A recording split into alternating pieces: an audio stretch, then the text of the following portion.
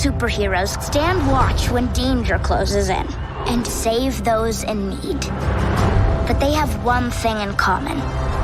They never show up in the real world. Until Ulysses. Every superhero comes to us with a purpose. We don't always see it at first, because we don't always know where to look. Laura! What is this? I am Ulysses, born anew. Wholly unanticipated occurrences! Did you type this? He's a superhero. But do you have any enemies? I'm here about the squirrel. Danger lurks everywhere. Is he? He's flying.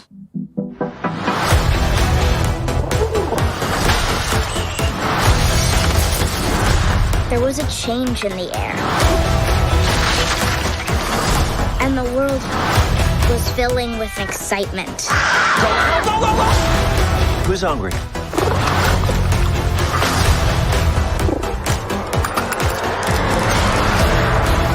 What now? Come on! Ulysses! People look to the skies for someone to save them. So the universe sent us Ulysses. Can you talk? Okay, that's not really talking, but still!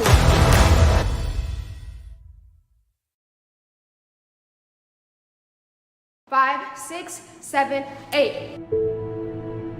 I dance because my grandmother danced. Movement is one of my only connections to my lineage, to my DNA. My identity is shaped by my parents. They come from two very different worlds. And your mother, she's discovering things. Summer, put that back on. You ever thought about maybe temporarily giving in? You mean like converting to Islam? No. I think you look cute in the scarf. Could play around with it. You gonna wear that to work? I have finally found something that makes me happy, and you want to mock it instead of maybe learning something. Learning what? How to hide behind scarves and holy passages instead of just saying you want to be accepted for once. I didn't know you got down like that. Photos everywhere. You're a hashtag. I see some of my young Muslims flaunting their bodies and using Islam as a way to be liked. But I say to you, young woman, stop before your photos become actions. I'm becoming someone I don't know. I introduced her to the truth. No, it is your truth, Jade. It is your truth. My mother throws God at me, but I was born to smoke as fire. She was born of clay. I may never see my mom again. She disappeared in a holy book for another day. I know what you did, Summer. We want each other. We both want each other. And a religion can't stop that. I'm sorry. I am the smokeless fire. I am the smokeless flame. They call him Jinn.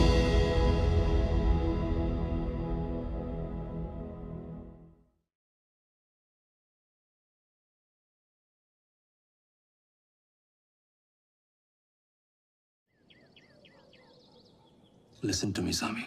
To be a great tiger hunter, you must become the tiger.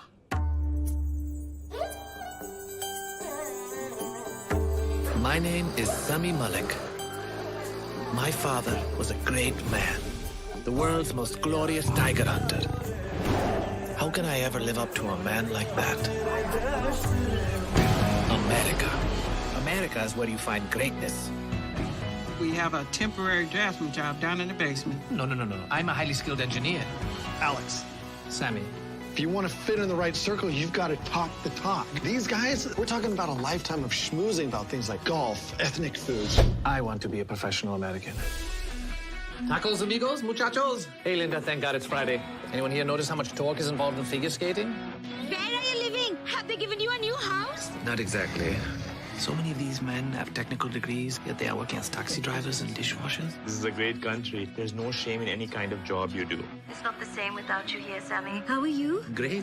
Ruby, I've only wanted to marry her my whole life. You're coming to America. To meet with some potential suitors? She's expecting me to be an engineer and to have a castle? You know what the Americans say, fake it till you make it.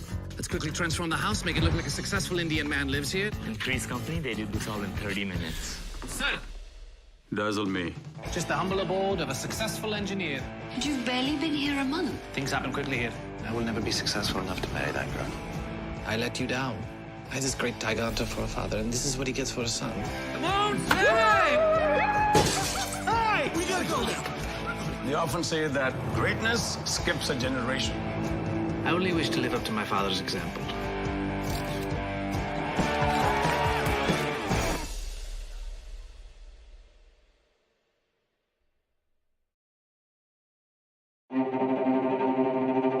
My name is Zarka. Zarka. So exotic. I sell white people, brown people things. Ka-ching! Zarkish delights. What kind of a person are you? I'm not a liar. I'm a schemer. I've got a plan. Your plans never work out. What's wrong with me? Oh, I've been waiting years for you to ask me that. He's getting remarried. Oh, my ex is making me even more crazy by marrying a white yoga instructor half his age in 1 week. Mama, what are you doing? I told everyone online I'm coming to the wedding with Brian. Who's Brian? You just made up a white brain surgeon named Brian, and then suddenly that exact person matched you on a dating site. I have so many ideas for our dates. Dates? There's something else going on here.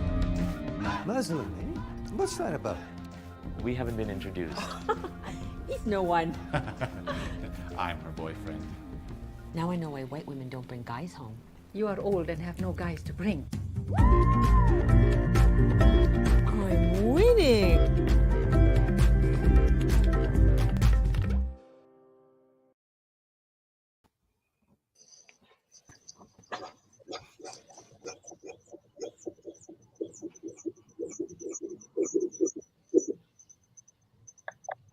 Good evening, everyone. Welcome to Muslim Women Behind the Lens, the second of 3 special symposium events in a series called Changing the Muslim Narrative. I'm Faiza Hirji, an Associate Professor of Communication Studies and Media Arts at McMaster University in Hamilton, Ontario, and I'm so pleased to introduce this topical event and our speakers today. Before I proceed with introductions, I want to acknowledge that although we are meeting virtually today, and I thank all of you for being here, many of us are speaking, watching, and listening on lands that belong to Indigenous peoples, and we gratefully acknowledge the privilege and the responsibility of living, working, and learning on these territories. I would like to draw your attention to the final event in this series, Acting Muslim, Representing Our Authentic Selves. That will take place on Sunday, May 29th at 1 o'clock Eastern Time. All of these events have been made possible through our generous sponsors, the Bell Fund and Creative Saskatchewan. The previous event, Muslim in the Writers' Room, was recorded, and we will make recordings of that event and this one available at a later date. These events are also being brought to us through the efforts of the actor and writer Zarka Navas and her team. Zarka is best known to many of us for her creation of the pioneering series, Little Mosque on the Prairie, which premiered in 2007 to record ratings on CBC television, paving the way for more diverse offerings on Canadian television. Zarka is the author of best-selling memoir, Laughing All the Way to the Mosque. Her novel, Jamila Green Ruins Everything, is now available, and her CBC Gem web series, Zarka, premiered this past Friday. I encourage you to check that out.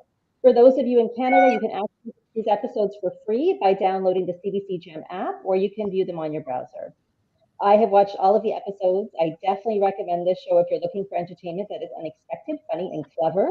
My own work looks at the representation of race and religion in the media, and I was fascinated by the way that Zarka manages to subvert the audience's expectations, or at least I think that she might have subverted them.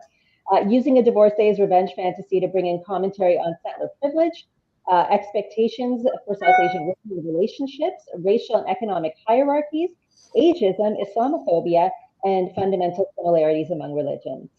And all of this happens in a few 11-minute episodes, which strikes me as a non-professional as a remarkable feat in terms of writing, production, direction, and acting. I'm sure that our other speakers today have plenty of thoughts on the challenges of putting together quality entertainment within specific constraints. But before we hear from them, I'll just offer some brief highlights from their impressive resumes. Nigella Moman is a writer and filmmaker from the East Bay area, named one of 25 new faces of independent film by Filmmaker magazine in 2017. She tells stories about Black girls and women who find themselves between worlds and identities. Nigella has been selected for the Sundance Institute Screenwriters Intensive. She won the Grand Jury Prize for Best Screenplay at the 2014 Urban World Film Festival for her script Noor. Her short film Dream was acquired by Issa Rae Productions for online streaming in 2017. Her debut feature film, Jin, premiered at the 2018 South by Southwest Film Festival, where she won the Special Jury Recognition Award for Screenwriting. Jin was also named a New York Times Critics' Pick. It is currently streaming on Amazon.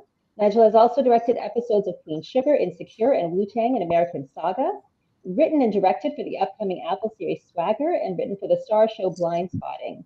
She has received the Shadow and Act Rising Award, the MPAC Media Award for Courage and Conscience, and the Academy of Motion Picture Arts and Sciences.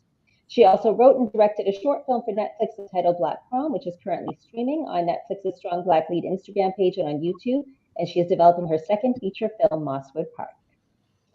Our next speaker is Lena Khan. Lena Khan is a writer and director. Her first feature film, The Tiger Hunter, released in over 70 cities nationwide to very positive reviews.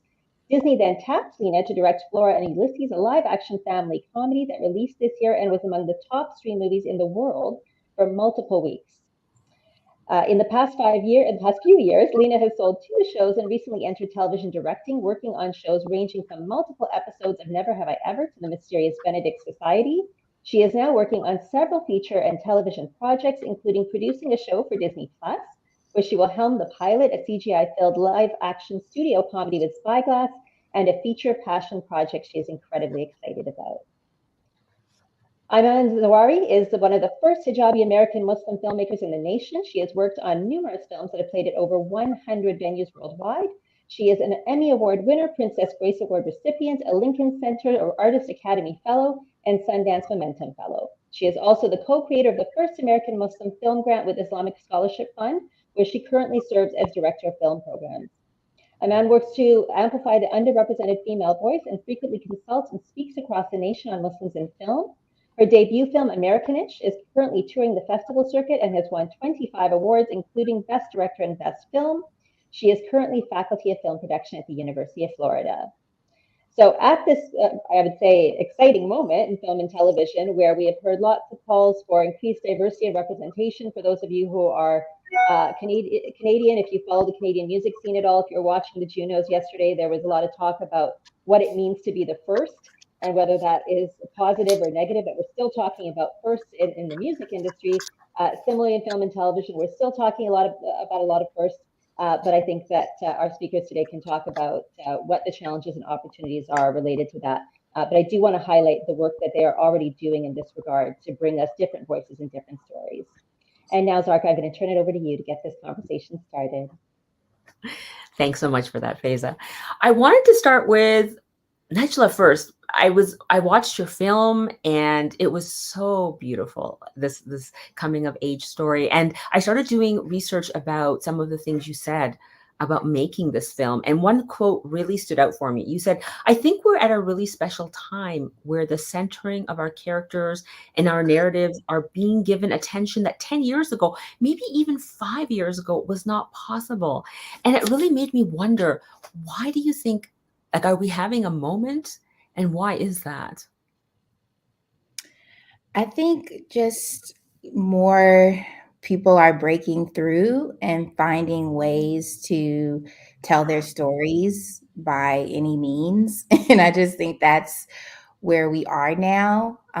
Whereas, 10 years ago or, beyond that, there was this reliance a lot of times on the studio system and kind of this mainstream media landscape to like bring these stories forward and to endorse them. And in my experience, I didn't go that route. I just chose to make my story independently and really be passionate and find a way through the independent film route.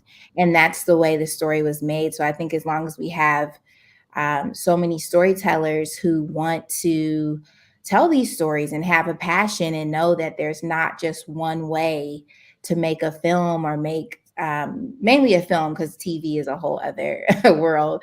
But with filmmaking, there are other routes you can take beside waiting for mainstream approval to come your way, because in the time you're waiting for that, it could, time passes, and it's really important to really explore other ways. And my way was, like I said, independently. It was going through Film Independent and Sundance and all these other programs. It was going through private equity investors and applying for grants and really just building a community around my story that couldn't be broken. So I think as long as we have people who are pushing forward in that way and saying, I'm not going to wait on the industry to tell me yes to make that I can make my story or my film, then we're going to have more and more stories, as we've seen, come out that are centering our community. That brings me to you, Lena. I know I was with you when you were trying to get a community behind you to make Tiger Hunter, and you got an incredible amount of grassroots interest and people who were behind you, but it was a struggle, and you kept with it because it was such a personal story to you. Can you talk about why it was so important for you to make this film? And it's interesting, just to caveat a little bit what you're saying, was pounding the pavement for a long time with that movie, and where there were, it seemed a lot of people, spreading this and that. It took a long time for the Muslim community to come around to supporting, I know Iman knows this, Muslim artists. And I would say that a good amount of my funding, etc., did not come from the Muslim community. And I have huge appreciation. I am where I am from everybody who donated and invested. I just wanted to mention that because it has really been a journey for the community to come around to seeing the importance of this. And for me, it was a chance to exercise a part of my identity that wasn't as obvious as like the scarf on my head. And for me, it's always like my being as a person isn't just every single thing I say has to do with like being Muslim. This is like, it happened to be a Muslim who came into the country. It had stole some things from my dad and my grandfather, but really it was a father and son story. And it was based off a lot of people I know and about the idea of success, especially in this country, and what does it take for you to be okay with where you are in life. And all of those things were things that I had felt. I knew people who had felt really personally. And so for me, I was so excited about that story because it got to use a lot of different facets of my identity. And my just feeling very much what we always have to say, that like, I grew up here. I don't want to be like, oh, I feel America, but it's weird how we have to say these things.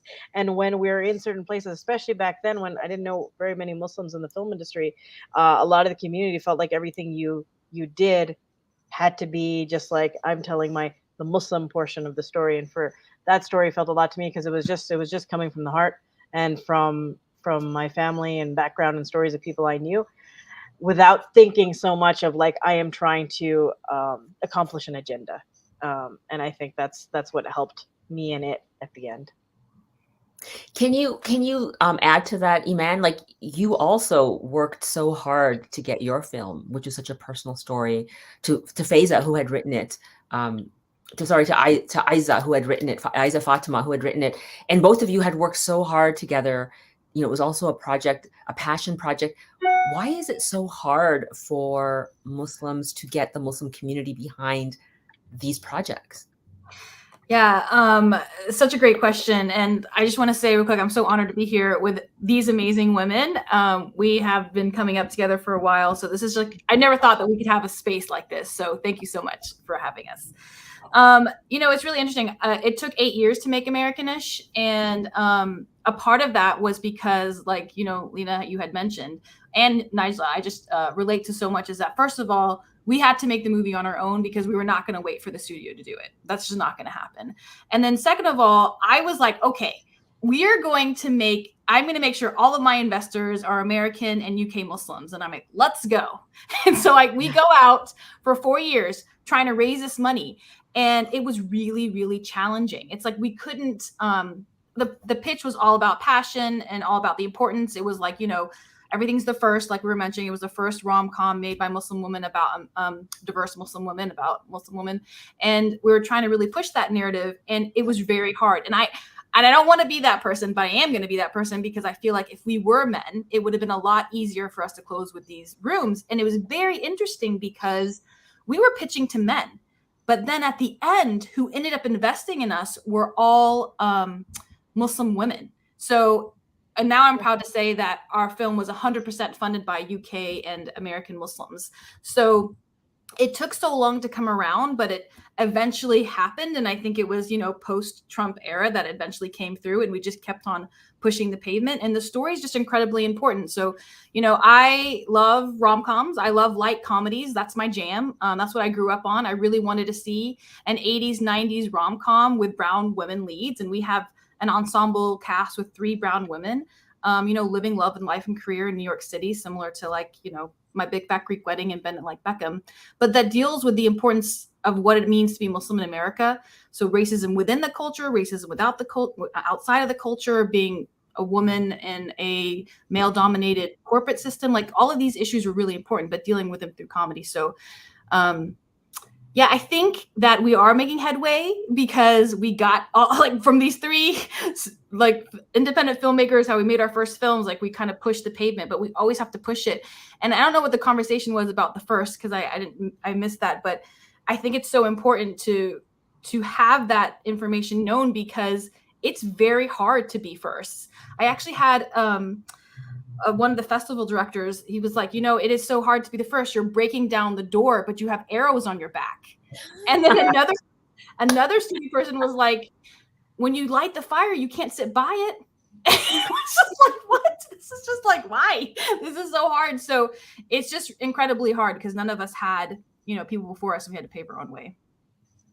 That's amazing. I mean, we were talking at the backstage, when reporters talk to me about Muslims and their success in this industry, they always reference, Rami and Aziz Ansari and Hassan Minhaj and, Riz Ahmed. And then finally I have to stop and I say, listen, those are all men. And then it occurs to me, I get this kind of feeling I feel like it's easier for the men. And we were just discussing that. And I was getting incredible answers from all 3 of you about why you thought that. Nigella, you had the most incredible answer. What were you saying to me? Make sure you say it exactly.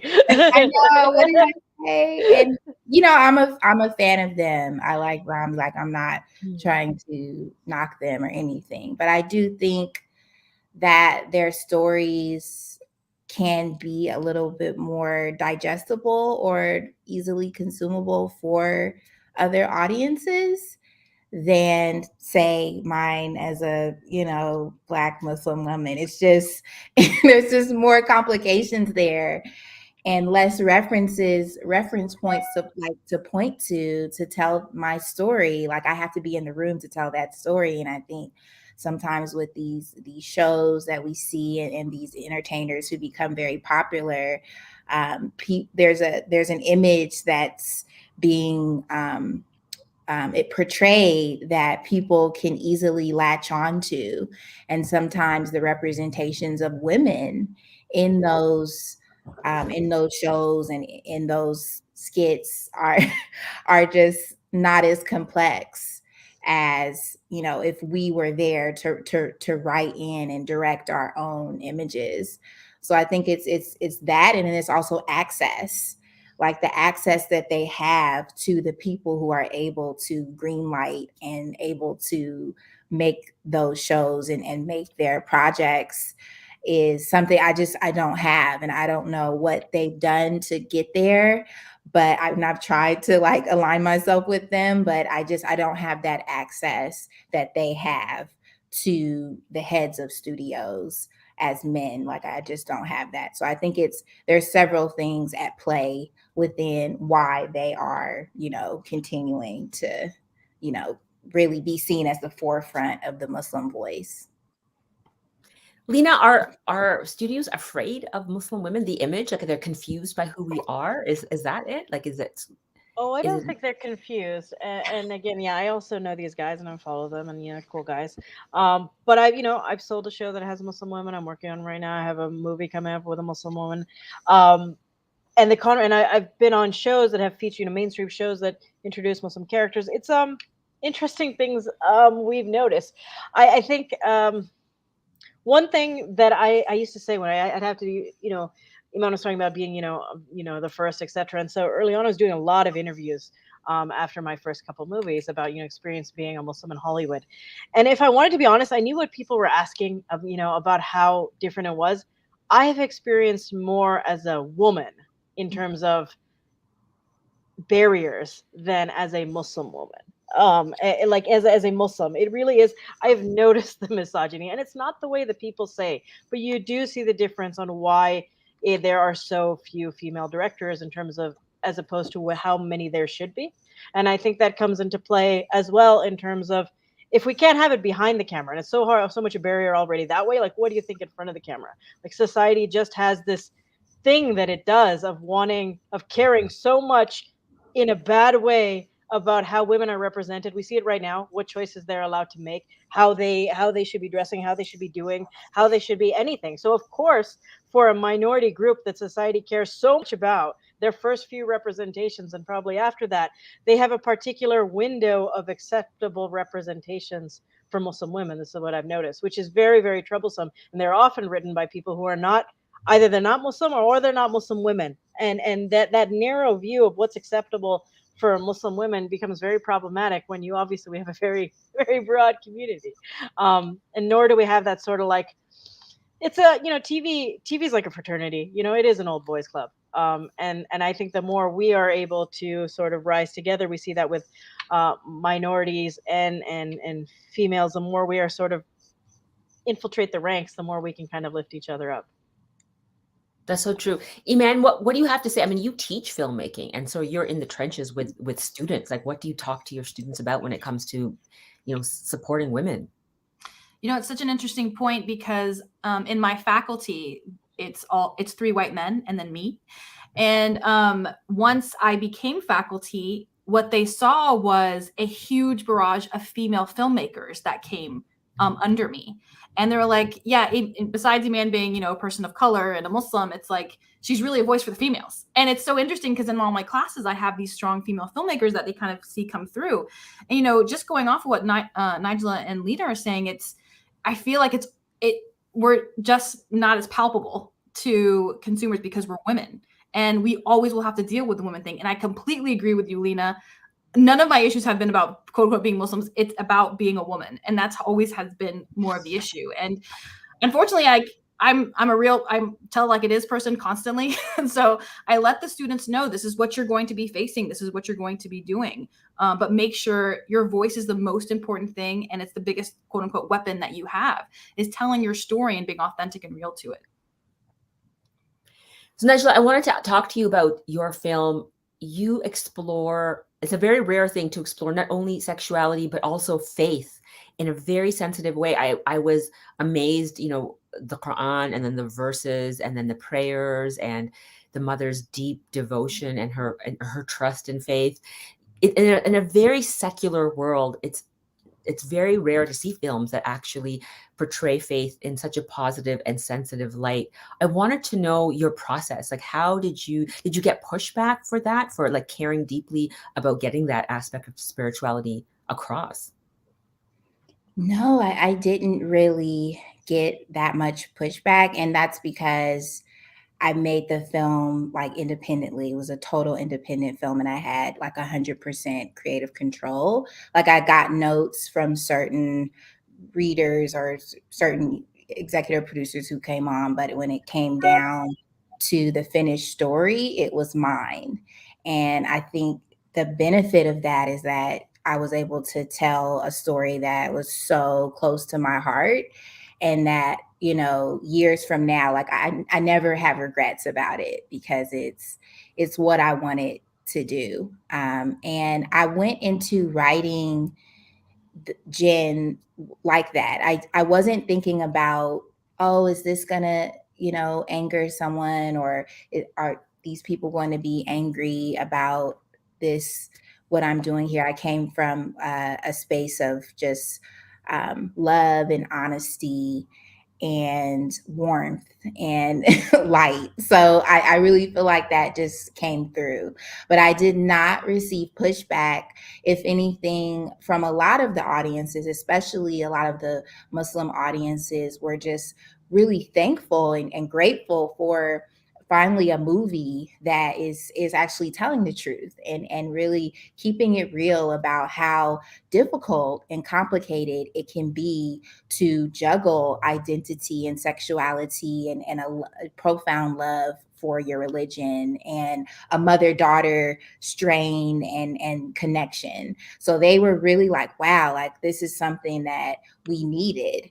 And it brings in a conversation that, you know, sometimes we're not even having when it comes to cinema. So I was just like, you know, so grateful that I didn't really receive a lot of negativity toward the story, because I think people could feel that it came from a real true place from my own life. And they felt like, wow, this is something that I'm going through too, but there was not a movie that really was speaking to it. So. That's so true. Lena, what's our responsibility as Muslim female filmmakers? Like, do we fight the system and get stories that are more spiritual and have more to do with our connection to our faith? Or do we sort of avoid those stories and say, oh, we need to break out of that box and just say, hey, we can do secular just as well as everyone else? Yeah, see, I'm of the opinion that every time we've entered the industry, people are always trying to define what we should be doing.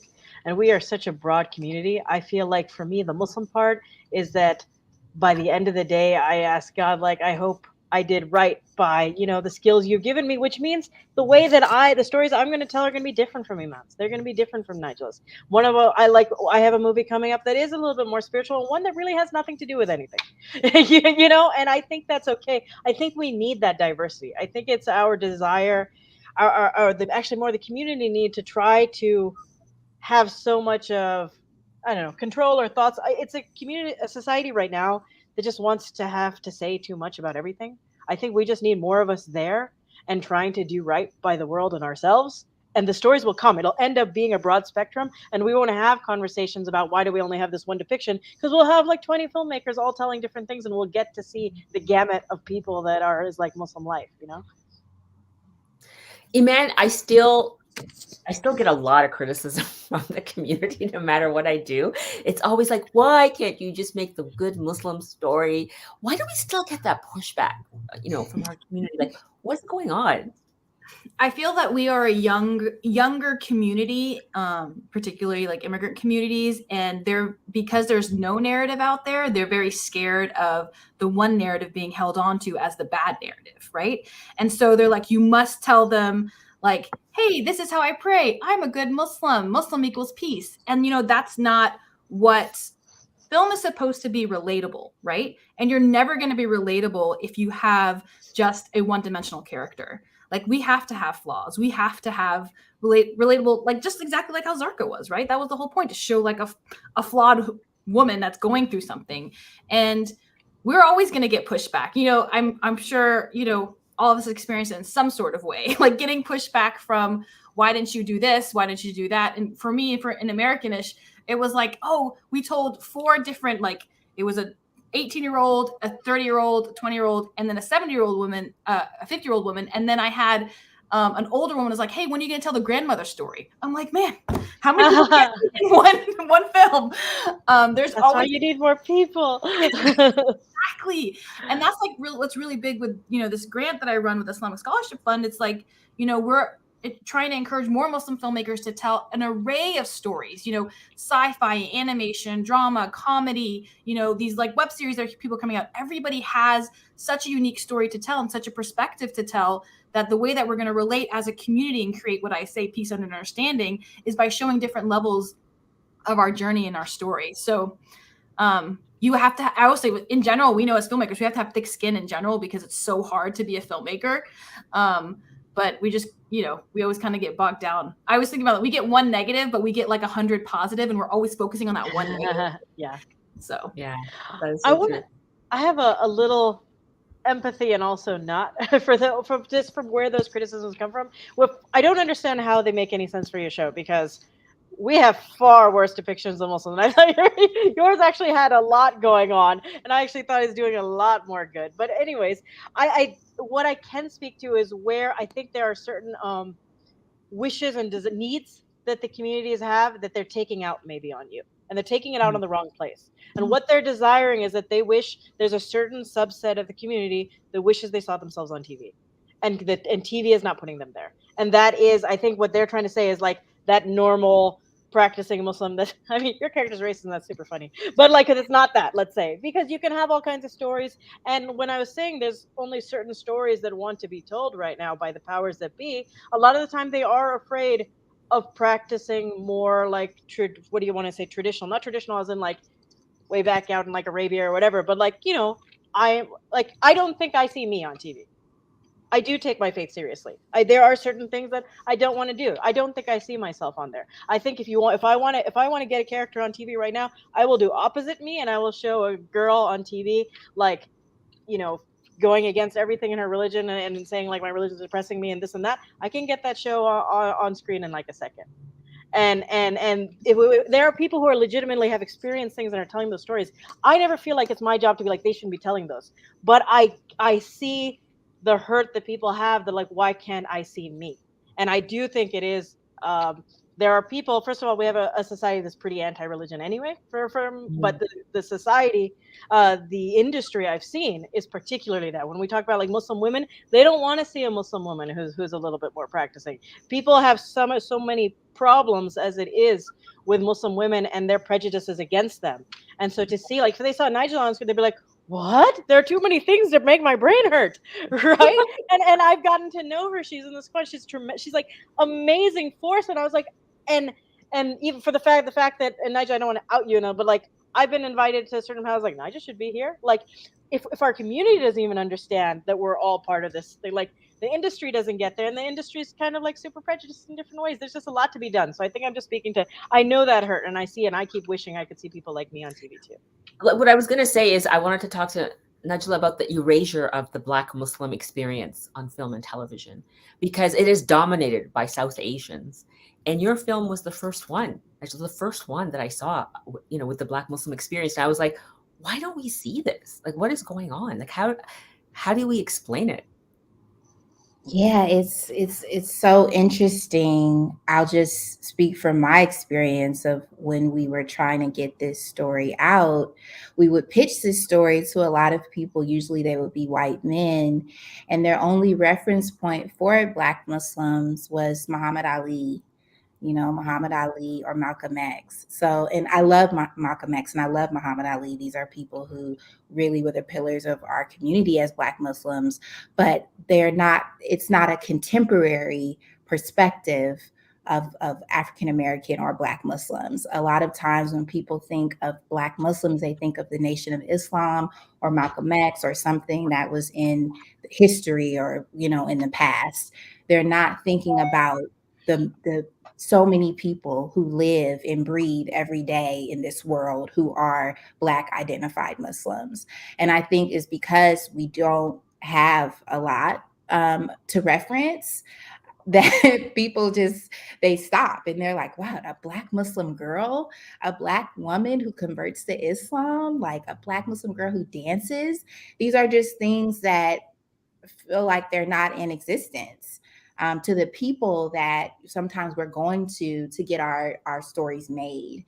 And because there's nothing you can point to say, this is my comp, this is a film that made $10 million that we're going to copy, they're like, no, I don't think I want to support that. And I think that's where it stops sometimes. There's a lot of people who want to tell stories about Black Muslims in film and TV, but they get stopped. They get stopped in their tracks because there's just hasn't been like an acceptance of that identity. And it like we were talking here, there's so many different types of Black Muslims. It's like, you know, it's not just one community. And until we get like multiple voices in here telling those stories and complicated, flawed characters, then we're just going to continue to kind of have this very nostalgic, historical look at Black Muslims when there's so much to pull from in the contemporary world around who we are. And that's one of the reasons, again, why we had to make Jen independently, is because people were just not ready for this very modern contemporary take on what it is to be a Black Muslim girl and just a Black girl in this country. Very true. Iman, you teach and you teach students. What lessons can you take from what Nigella has said when it comes to getting your stories out there? I mean, I think it goes back to what Nigella originally said, is like telling your story and taking it in your own hands. What I hear a lot of people saying, like, how can I take this to a studio? How can I get this on Netflix? How can I do this and that? And my answer is always make the thing yourself and create it yourself. Work in that area to tell your story in the way that you can. Hone your craft. That's the biggest thing I always say is hone your craft in order to properly tell your story. And obviously, as an educator, I'm constantly teaching them, like, hone your craft, because at the end of the day, your story is incredibly important, but the way that you portray it, you have so much in you to tell. How can you tell it in a way? So practice. Constantly be making things. And I think that's pretty cool. Like how we do have, like, I mean, I'm always kind of like hating on the younger generation with TikTok and whatnot, but they're constantly creating. They're constantly editing. They're constantly thinking about shot design. They're thinking about the music that's going to be the emotional backbone. Like they're constantly creating, which is a fantastic. So now we actually have art so easily at our fingertips with these phones. So, being able to tell these stories and create these stories are, again, incredibly important, which I always very much push to students and to emerging filmmakers as well. Lena, you are now in the Hollywood system, per se. You're doing, episodic television. Would you say that creating your first feature film helped launch your career in the system? Oh, absolutely. I was saying, when people ask, like, how do I get in the door? There's, a bunch of different entry points. But if you really want, I think the strongest chance is you figure out a way, will it into existence the way these ladies have, and make your first feature film. That was my calling card. That's what got me repped. Everything came after that. And is that the same story for you, Nigella? Yes. Yeah. It was my feature film that definitely launched my career in the TV space. It was my calling card. So people call your thesis film your calling card, but it was definitely my feature film that I was able to, people could see what I could do. I can direct, I can write, and that's really needed in the TV space. I think another thing, when we come from the independent film world, we are actually great in the TV space where it's very fast paced and you got to make your days and you don't have a lot of time. And that's how it was for me, making independent films. It was very much that kind of like run and gun style and still make quality work. So when I got into directing TV, that experience really helped me to be successful on certain shows. Iman, speaking of directing TV,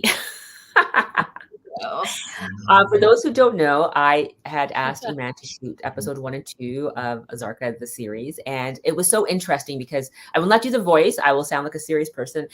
Iman said, I think I prefer directing feature films because there seems to be a lot of voices in my head with television. And I like to kind of not have those voices in my head. Can you talk to me about the difference between feature film and television? Yes. I'm glad you did it. I think not doing the voice, but so my experience has only been in film. So I shot four shorts and then a feature, and we are the creative control and as directors, and so we have like the final say, and there's a big part of that artistic vision. So by the way, just Zarka was the best experience, the best crew ever. If I had to answer to anyone, I'm glad it was Claire and Liz on Zarka. It was really fantastic. But I just didn't, and which was really cool, which I would say about Zarka too, is like we were 3 first-time television directors, and we had a mentor, and we had everyone helping us, which was so great. So I haven't had a television experience. I've heard from like people like Nigella and Lena how the television experience is, but I've never like had it myself. So I was coming in with an expectation. But the first day on set, when I was like, all right, like, we all get into the zone, we're doing our thing, and like I'm working with you and Rob, and I'm like, when I go back, I have like so many different people telling me thoughts and what we should do and how we should do it and where we're going and what the shots should be. And I was like, oh, this is what directing television is like. Because usually at the end of the day, it's like, I'm like, cut, and we move on. And then I was taught by the producers, like, you look at the writer, then you look at the EP, and then you can say you can move on. And I thought that was a really interesting experience because I never thought about that before. And you know, I mean, I think I've been through a lot. I'm an older person. I think I know like kind of what I want. And it's like, maybe TV is not the best thing for me. And every time I hear my fellow directors, they're like, well, TV is actually what you do to get paid because that's where the money's at. So you can make your features, man. So shut it down. But all television shows like We Are Lady Parts, Mrs. Marvel, Zarka, all these Muslim television shows I definitely want to be a part of, like directing wise, because that's what my jam is, you know? So I mean, pushing it out there in the world, particularly We Are Lady Parts, like, Nida, make me direct one of your episodes. Yes. Put it in the world. Yes. Absolutely. If we had the power to do whatever we wanted, what would be our dream projects? Lena, what would you do if you were Shonda Land? Like if Shonda suddenly came to you and say, whatever you want, just do it. What would be the thing you'd want to do? Ooh, that's exciting. There's a project I have with Whitaker Entertainment right now that obviously, you know how movies aren't ever real till they're real. So that is my dream project. It's my dream passion project that, you know, I am hoping in the next few years becomes real. Based off of a lot of fun things. It's basically a giant, big, Crazy Rich Asians things, but with Muslims, but bringing in the humor and sort of stuff that comes more from my friend circle and things like that. Other than that, I mean, I love Dallas Buyers Club. When people go, they feel like I feel like there's a way that Muslims can enter these spheres of like I feel like we are within certain genres that people expect our content to be. When I was like, that's one of my favorite movies. I want to do something like that, and I have something that's sort of at least in that tone. And that's I can't say much about it because we're going to be pitching it in a little while, but. I think I just want to bend a little bit farther from outside of what we usually feel like is our comfortable zone for Muslim content. Because I think that's how I grew up and that's what I'm used to. And it's just been jarring, being like, no, you're supposed to be within this window. I was like, no, that's not the stuff that feels cool to me. So Nigella, what's your dream? What's your dream project? What would you want to be doing? Wow. I'll say, well, my dream project now is my next feature film, which I've been really trying to get made since I made Jen. And it's an epic love story. It's an epic love story family film or family story that takes place in Oakland and Hayward and the Bay Area where I'm from. A Black love story. It's not a Muslim story, just like we're talking about. We have so many stories to tell, and this is not one that speaks directly to the Muslim experience, but it speaks to our experience as human beings and the capacity to love over, you know, an extended amount of time. You know, it follows two people as they meet as children and they come in and out of each other's lives until they're in their 30s. And they meet at this park in Oakland, and it's just really exciting to me every time I talk about it. But it's, you know, it's like, you know, you think Love and Basketball, you think of The Notebook. I'm a lover, and I love love. So anytime I'm able to write about love and convey emotions like that, that's my happy space, and that's like the story that I want to tell next. Iman, what's next for you? So my passion project is also my second feature, which is based off of my life growing up brown in the South, where we skipped school to attend MTV's The Grind. So it's about a bunch of Muslim girls doing a road trip, going to The Grind and trying to see Nas and Queen Latifah. And like, it was like a whole thing about my childhood. And my dream situation would be like, a studio picked this up. I owned all the rights to it. It got everything it could. I think we all feel like this. I never want to make a film the way that I made Americanish because it was so challenging. So just having someone kind of make that and give it to me, that would be fantastic. Wait, can I put an addendum to? I'll put an addendum to my question. Like I'm totally using this platform for my own ends right now. And that is my other dream project would be a big fighter style inspirational / cool fighter movie with Khabib. Like a Rocky meets an inspirational story, but with like the tone of like The Big Short or The Flight Attendant. So if anyone knows Khabib, the UFC sub fighter, tell him to let me get his life rights and pitch this around town. I already got people interested. I'm sure somebody in Muslimverse knows him. Just saying. I don't know who that is. That's awesome. He won the UFC. He's like the greatest UFC fighter of all time. He's got an amazing story. Oh, nice. Okay, great. I have for my final question. I need actually advice from the three of you because Iman and I have been talking about this for a while. Iman knows probably what I'm going to ask. So I have written a satire about ISIS, and it's a comedy about botched American foreign policy in the Muslim world and how it has resulted in a lot of, the creation of all these terrorist groups. And it's a comedy. And there is this understanding, I think, as Muslim artists, that we don't want to use the word terrorist and Muslim ever again in the same sentence. And so what I'm struggling with and wanted to ask the three of you for advice is there a way that you could make a satire about Muslims and terrorists, but to reclaim it and do it in a way in which we give it context and don't perpetuate stereotypes? That is a very difficult question. And Iman and I have been talking about this for a while, so I'm going to ask Iman first. What do you think, Iman? Is it possible to do that? Well, Sarka, I probably shouldn't start. So I don't want to taint the thing. I actually want one of the other girls, the woman, to start because, you want me to say what I always say? I can. I know what you're going to say, but I think it's important to hear it. Okay.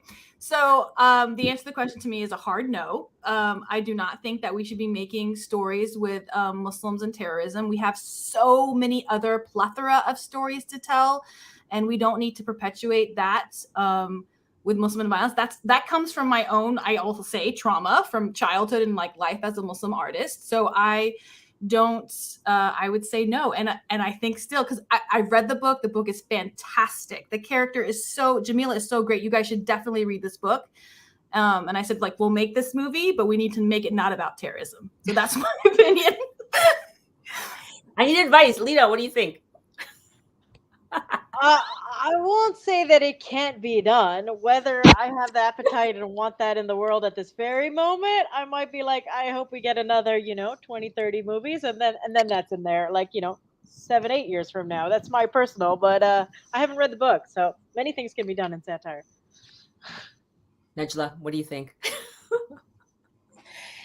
I do agree that when it comes to the terrorist or terrorism, it is a representation that I think has run its course. And I think it would be hard to have a fresh take on it. But, I think, sometimes storytellers are able to breathe new life into a portrayal or to a story that we haven't seen. So, yeah.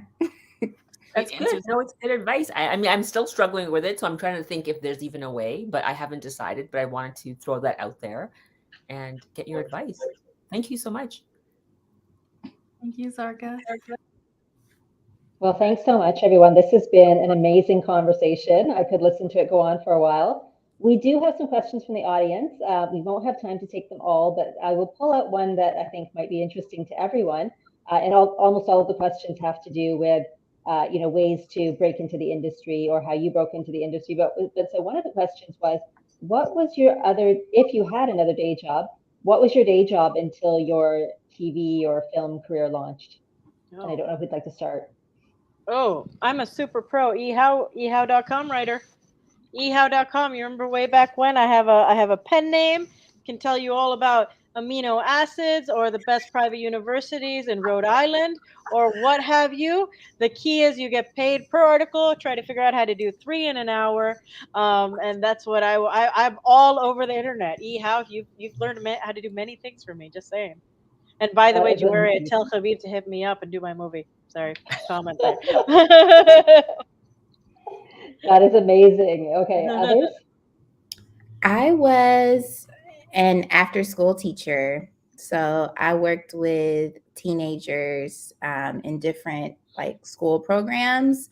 And I taught them like filmmaking techniques, and we make short films and short documentaries. And I did that in LA, I did it in New York City and in DC over time. And it was great because I felt like I was making a difference in these young people's lives. And some of the students that I had ended up inspiring some of the characters in my film, especially in Jen. Like, I was so inspired by the young Black girls that I taught, you know, at specific programs, that I was able to really observe and bring them into that film in a way. And then they loved the film too. So I thought that was a great kind of job to have, because it gave me a sense of purpose. I actually really miss teaching kids.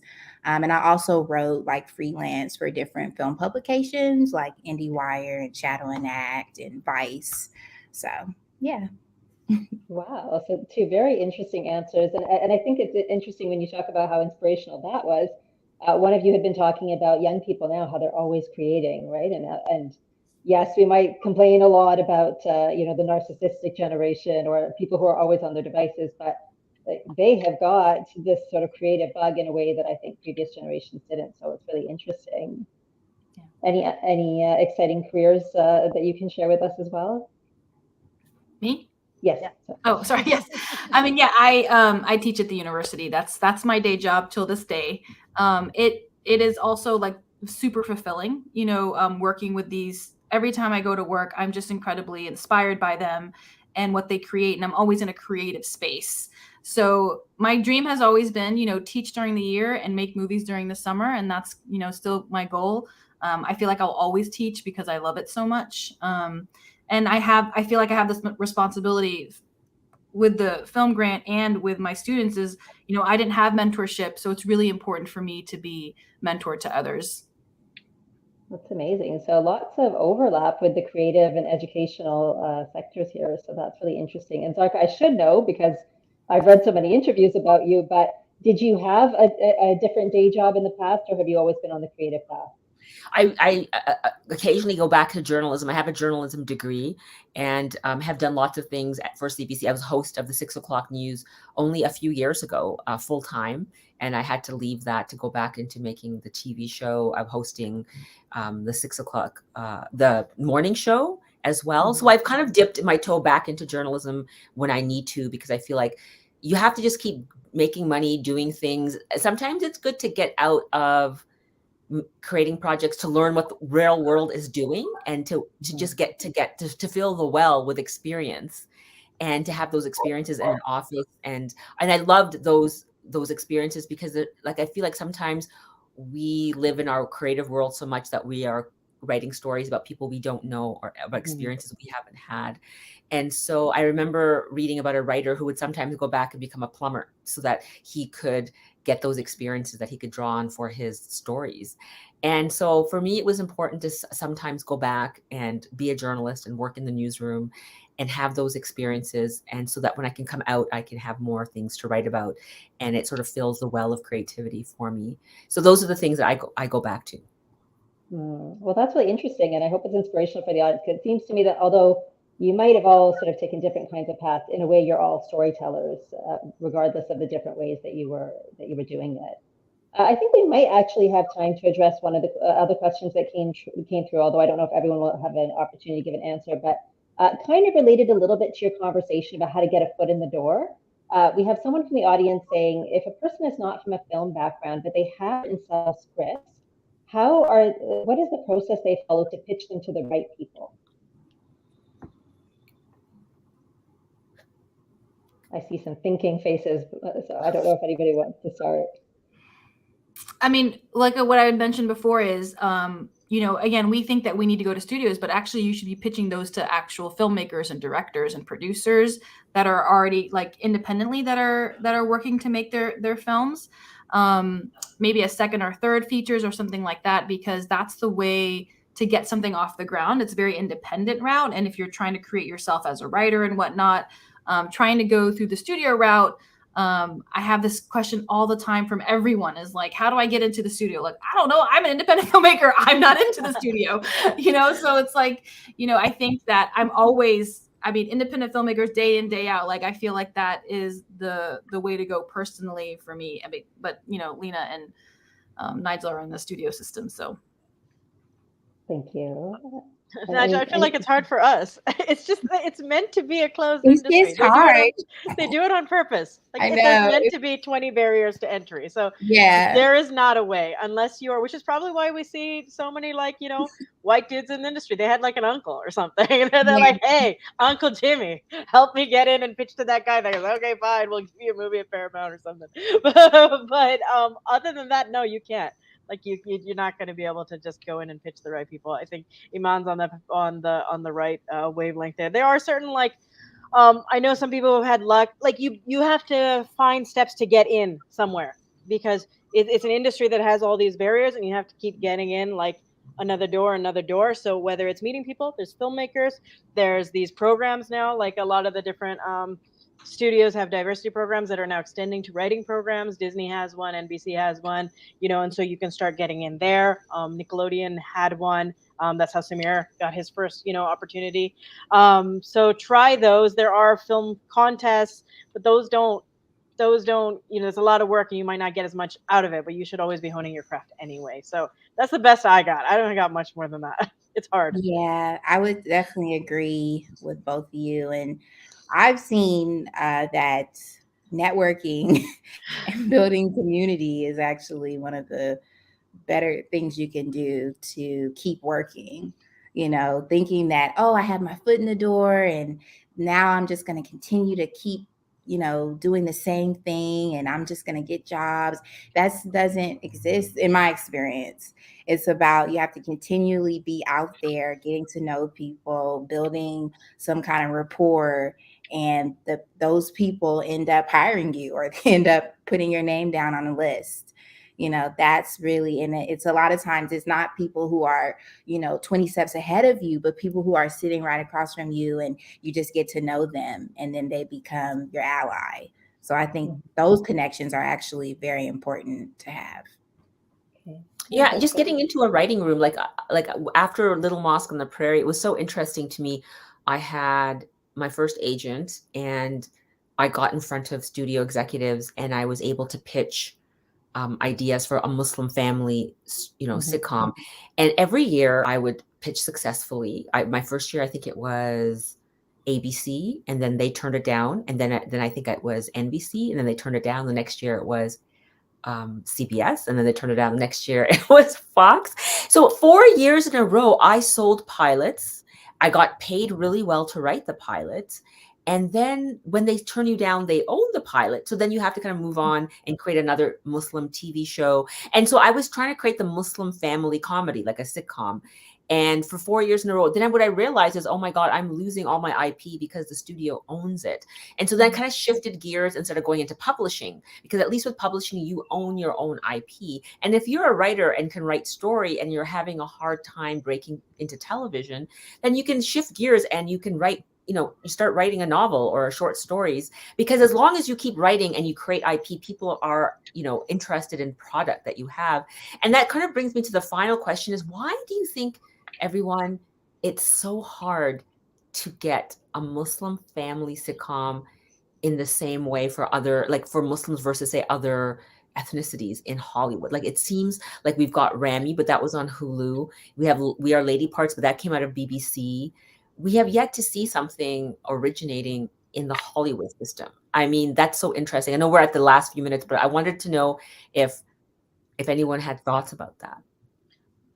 I have thoughts on both sides of the thing. I remember I've been in so many general meetings where like, oh, there have been a couple where they actually did say, they want a very particular spin on the family sitcom. And a lot of the times I write some stuff with my brother, sold a few shows with him, and he's like, what's fun about that? What's fun about I think so. What I'm complaining on two sides is Muslim creatives. I know a lot of us have been saying we want the Muslim family sitcom, but I don't think you pitch Rami or whatever things that we had just mentioned saying I'm trying to make the Muslim young guy thing. It's much more particular than that, and then they just happen to be Muslim. Like, what is the spin that makes that show exciting and fun? You know, if it's like everybody loves Raymond and they have these like I don't think Wendy was like, I'm gonna have like a Italian American son-in-law story, or actually the son-in-law part is the part that's the beleaguered father son-in-law portion. That's the part, and I think trying so hard to make sure that we have like a Muslim story, but like, no, what's the part of it that makes it really interesting? And then let's they just happen to be Muslim. Because if it's just like the Muslim family, I'm like, I don't know if I just want to watch myself. It's certain aspects of myself that I'm excited about. But on the other side, we just don't have enough Muslims in the industry. So we could have like, you know, we need you and another 20 of you and all of us pitching our stories. And then one of them is going to make it there. Well, not as fast as we'd like it to, because I do think there's a certain amount of prejudice and like I said, only certain bubbles that are allowed right now, but we're hoping to get somewhere there. So I think it's a combination of those two on my end. Well, you and another 20 of you sounds great. Did anybody else want to weigh in on that question? I mean, I think. Oh, sorry. Go ahead, Nigel. Yeah, I actually tried to. It wasn't a sitcom, but it was a series based on my film Jen that I had a full pilot outline and deck and everything ready, and sent it to people. People said they were interested, and then they weren't. So I think I never. There's no rhyme or reason I've seen in this industry. Sometimes people say that they want something and we need this story and there's all these articles out and, whatever. And then there's no follow through. And that's really what I've seen. It's like there's a lot of rhetoric and talk, but just not a lot of follow through with actually making this show that you said you wanted, that you love Jen and you want more. But, I gave you everything for that, and now we have other stuff now, and I don't really know the answer, but I'm just saying from my experience, I've seen that the follow through on the language that people say has not been there. I want to caveat my thing a little bit too, because Zarka, when I was starting, it was you and one other person as far as Muslims in the industry. Like, you don't know how much respect I have for you. And so with that said, I'm going to challenge what you said a little bit, because you keep talking about how you're trying to get, I'm not trying to deride the intention to have Muslim family sitcoms in the space, but I'm going to say that your work transcends that a little bit. That, describe, like, even Zarka, from what I got to see and experience, is not just like, I'm showing a Muslim woman doing things. It's a lot more to it, and I think those are the parts that make it super exciting and funny. And there is also a strong Muslim identity there. So it's like your shape of all the things you're doing probably has 20 different things, but we have such a yearning to have that, and a legitimate yearning to have that Muslim family sitcom, that we forget that these other elements are what making the stuff you've done shine so much already. Then maybe it's kind of, and maybe that's just a matter of time, and also getting the right executives in the right spaces, because a lot of rooms of those white people are not going to greenlight any of our stories. It's just what it is. Right.